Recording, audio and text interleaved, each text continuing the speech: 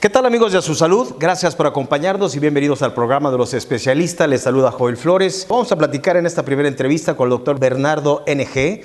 El doctor Bernardo N.G. es presidente de la Asociación Psiquiátrica Mexicana AC y lo tengo en la línea pues para platicar con respecto a lo que es el comportamiento del suicida, qué es el suicidio, qué es lo que lleva a una persona a tomar esta falsa salida, qué es o cuáles son los factores de riesgo. ¿Cuáles son los primeros síntomas? ¿Cuándo debemos preocuparnos o pensar que alguno de nuestros familiares está en esta situación? En fin, todo lo relacionado a lo que es esta intención de suicidio. ¿Cómo está, doctor? Gracias por esta charla.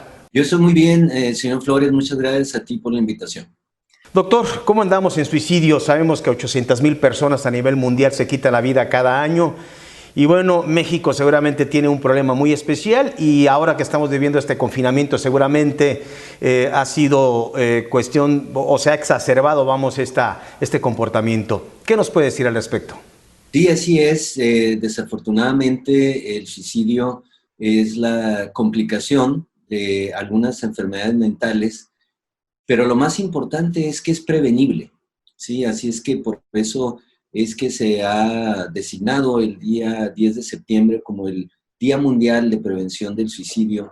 Y ciertamente situaciones como la pandemia que nos ha llevado a este confinamiento, y más importante aún,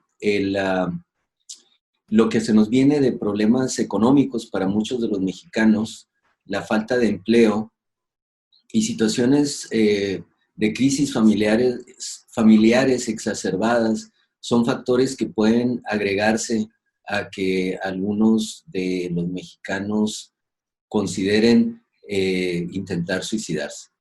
Entonces, es multifactorial el motivo, doctor, del cual lleva a una persona a suicidarse. ¿Cuál es el motivo o las causas o factores principales, doctor? Sí, efectivamente. Tenemos bien claro que una persona que ha intentado suicidarse o que ha muerto por la vía del suicidio, que muy seguramente llevaba algo, un trastorno emocional, psiquiátrico, mental, como le quieras llamar, y que a este se agregan factores exacerbantes y detonantes para el mismo acto del suicidio. Entonces, tenemos muy claro, yo creo que la depresión, que nosotros estrictamente le llamamos trastorno depresivo mayor, es en el que más comúnmente se presenta esta complicación, ¿sí? Entonces, desde el punto de vista clínico, es como muy comúnmente sabemos que personas con sobrepeso pueden desarrollar diabetes, pero no todas las personas con sobrepeso la desarrollan, ni tampoco todas las personas diabéticas son personas que tienen sobrepeso. Entonces, de una manera similar, las personas que cursan con algún trastorno depresivo siempre tienen el riesgo de tener ideación o actos suicidas, pero no es forzoso que todas las personas que cursan por depresión. Y ahí es donde vemos la oportunidad, que si alguien empieza a desarrollar un trastorno depresivo, se atienda oportunamente para evitar llegar a este tipo de complicaciones. ¿Qué es lo que lleva a un paciente a un trastorno depresivo, doctor? Bueno, pues hay factores predisponentes, que pueden ser la historia familiar, cómo te va en tu vida diaria en cuanto al área laboral, familiar, personal. También tienen que ver mucho antecedentes de trauma, ¿sí? Que hayas tenido problemas de abuso infantil o hayas sido secuestrado o asaltado o golpeado, ese tipo de cosas dañan al cerebro de tal manera, no tanto de manera estructural, ¿sí? O sea, no es de que te hayan golpeado el cráneo, sino se daña el funcionamiento cerebral al grado que en determinado momento, con un detonante, por decir que te corran del trabajo o que rompas una relación amorosa o que te esté yendo muy mal en tu matrimonio, y se van agregando los ingredientes para que el paciente, al sentirse acorralado por no saber qué hacer, cómo resolver, cómo superar estas crisis, piense erróneamente que suicidándose es la mejor salida para resolver. Entonces, hay distintos trastornos, los que como factores de riesgo vamos, pero también hay algunos trastornos biológicos que produce el cerebro o que cambian en la actitud o comportamiento o personalidad del paciente, doctor. Sí, para ponerlo de una manera coloquial, la comunicación entre las neuronas, que es básicamente en base a impulsos eléctricos y bioquímicos, está alterada en personas que tienen depresión mayor o que tienen depresión bipolar o inclusive esquizofrenia. De hecho, en la gran mayoría de los trastornos psiquiátricos se ha identificado alguna disfunción a este nivel. En este confinamiento, ¿ha aumentado, doctor, todo esto? ¿Ha aumentado la incidencia? ¿Se ha descuidado la atención por parte del paciente con estos riesgos? Sí, pues hay varios factores también, ¿no? Vale la pena mencionar que la Asociación Psiquiátrica Mexicana es parte del grupo técnico de trabajo de la Secretaría de Salud, donde estamos contribuyendo a trabajar para el fortalecimiento de la salud mental en México. Y ellos están llevando cuidadosamente las estadísticas en que a partir de una línea de ayuda, línea telefónica, es la línea de ayuda, línea de la vida de la Secretaría de Salud, están contestando y refiriendo a los pacientes que necesiten asistencia, derivándolos a las opciones que se han desarrollado debido a que por la pandemia, pues lugares que se dedicaban a la atención psiquiátrica se han convertido en sitios para atender pacientes con COVID o algunas consultas externas se han cerrado mientras nos adaptamos a cómo poder atender a pacientes en consulta, lo que se llama presencial ahora, ¿no? Contra virtual. Y yo lo quiero mencionar porque sí ha sido difícil para algunos pacientes reconectar con sus clínicas o con sus psiquiatras, o ellos mismos no lo han intentado por temor a asistir a una clínica o algo así, pero mi recomendación es que a través de esta línea de la vida se comuniquen para ver en dónde pueden conseguir servicios, pues que todo está alterado durante estos meses, ¿no? Muy bien, doctor. ¿Cuál es el tratamiento entonces? Bueno, básicamente hay que primero identificar y tratar el trastorno de base. Por decir, vamos a decir que es una persona con trastorno depresivo mayor, bien establecido, pues por lo regular es muy claro que alguien que está con ideación suicida o ya intentó suicidarse, pues es un trastorno depresivo grave que va a necesitar tratamiento con medicamentos, con psicoterapia. Hay unas psicoterapias específicas que se llaman de intervención en crisis y en algunos casos inclusive lo que se llama neuromodulación, que es una estimulación cerebral que en algunos casos es necesaria. Aparte, hay que ver los factores detonantes, ¿no? Los factores que están alrededor de esta persona que está sufriendo esta crisis, ¿no? Ver si es que perdió el empleo, pues bueno, ver cómo se puede rehabilitar desde el punto de vista ocupacional para que lo recupere.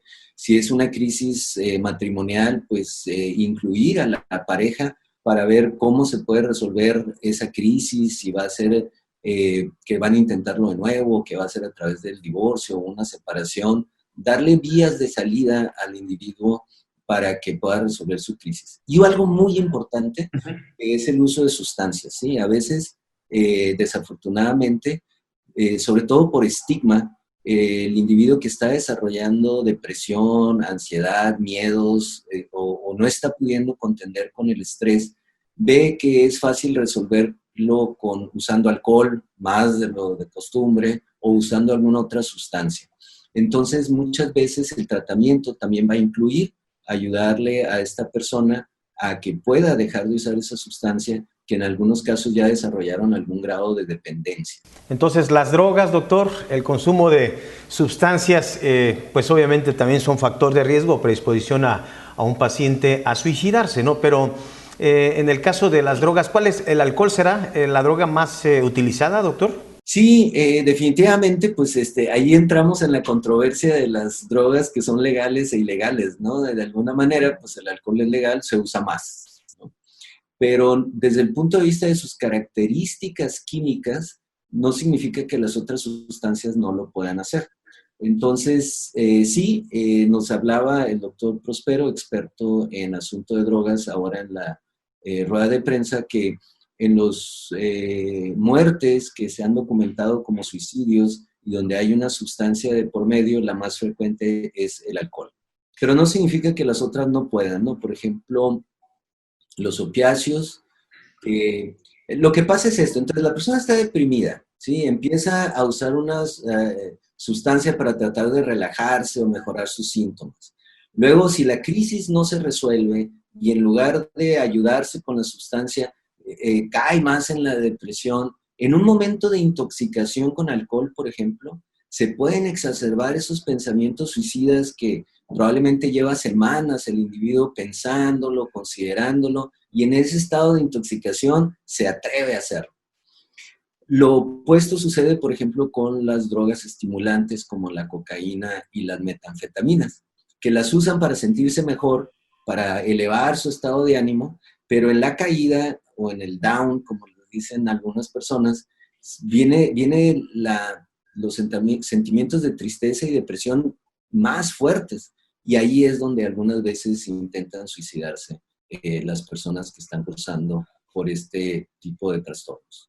Doctor, quiere decir que entonces, todo lo que nos está sucediendo hoy en día con el confinamiento, la pérdida de trabajo, los problemas familiares, el enterarse de que uno tiene una enfermedad, todo eso puede detonar a tomar este tipo de decisiones. Pero me hace pensar que seguramente el paciente ya trae un trastorno desde atrás y que esto simplemente fue un detonante, ¿no? Sí, y lo que más nos preocupa es los pacientes que han sido, voy a usar la palabra portadores, pero no me refiero al virus, portadores de una enfermedad psiquiátrica o una enfermedad mental, pero que no ha sido diagnosticada, ¿sí? Porque previo a la pandemia no eran los síntomas tan fuertes, o si lo eran, lo estaban resolviendo con uso de sustancias, o si lo era, el estigma, el miedo a ir a atenderse con un especialista de la salud mental lo habría detenido de hacerlo, y sí, ya viene con algo, y nosotros usamos el término en la clínica que viene a debutar o a aparentemente iniciar, pero a manifestarse en estos momentos. ¿El suicidio se puede presentar a partir de qué edad? ¿Cuáles son los registros? ¿Hasta qué edad en su mayoría? Y bueno, ¿cómo inicia? ¿Cuáles serían los primeros síntomas, doctor, para poder sospecharlo? Claro. Pues mira, es una pregunta muy difícil de contestar y voy a tratar de hacerlo lo más simple posible, y mis colegas a lo mejor van a decir que voy a decir inexactitudes, porque tiene muchas caras esto del suicidio. Entonces, lo primero, lo de la edad. Desafortunadamente se han documentado en México casos de suicidio de hasta desde los 14 años y vienen hasta final de la edad, o sea, nuestros abuelos de 70, 80, 90 años también están en riesgo de suicidarse. Los grupos de edad donde hay más suicidio en México es en la adolescencia tardía, es decir, hacia el final de la adolescencia y en la tercera década de la vida, que es entre los 20 y los 30 años, que es muy desafortunado pensando que pues, son el futuro de México, ¿no? Y lo más importante notar, yo recomendaría a los que nos escuchan tu programa, que cualquier cambio de conducta que resulte inusual en el individuo, si es una persona por lo regular platicadora, amigable, sociable, que se empiece a aislar, se empieza a reservar, no quiere platicar con nadie, se vuelve irritable, esa es una manera. O alguien que de repente empieza a consumir sustancias, ¿no? Y que aparentemente estando bien empieza a saber que toma más frecuentemente, o los papás le descubren a los adolescentes que ya traen cigarrillos de cualquier tipo, de tabaco, cannabis, o que también, bueno, ese es un dato para sospechar consumo de sustancias también, que anden muy alegres, ¿no? Pero que no sea lo característico de esa persona. Y más que decir, esa persona está en riesgo de suicidarse, el mensaje sería, esa persona a lo mejor está cursando con algún trastorno que está por debutar y que si no se atiende y se complica, pudiera terminar en suicidio. Pues requerimos de psicoeducación, ¿verdad? Requerimos pues de toda esta información. Para eso los congresos que ustedes frecuentemente organizan tienen una línea, la línea de la vida, pues para invitar pues al público en general, si está pensando en el suicidio, si tiene algún trastorno de los que ha estado mencionando, que son factores detonantes para llevarnos a esta puerta falsa del suicidio, pues llamar, y seguramente el especialista indicado, doctor, que es el psiquiatra clínico, quien seguramente nos dará toda esta orientación, o existe un especialista previo a esto. Sí, señor Flores, pues miren, la psicoeducación es muy importante y ahí sí quisiera comprometerlos a ustedes, ¿no? Ustedes son el medio, nuestro medio con el público general para poder lograr esta tarea de la psicoeducación, así es que por eso muchas gracias por esta entrevista. Sí, la línea de la vida sería la primera a la mano, ¿no? Que puedes llamar por teléfono, pero en cuanto a con quién hablar, pues es que desde el médico de cabecera, ¿sí? En el caso de los adolescentes, el pediatra, y sí, los psicólogos clínicos son expertos en esto, y los psiquiatras. Entonces, también aquellos que siendo psiquiatras o no se dediquen a la atención de problemas relacionados con el consumo de sustancias, también serían las personas a quien acudir.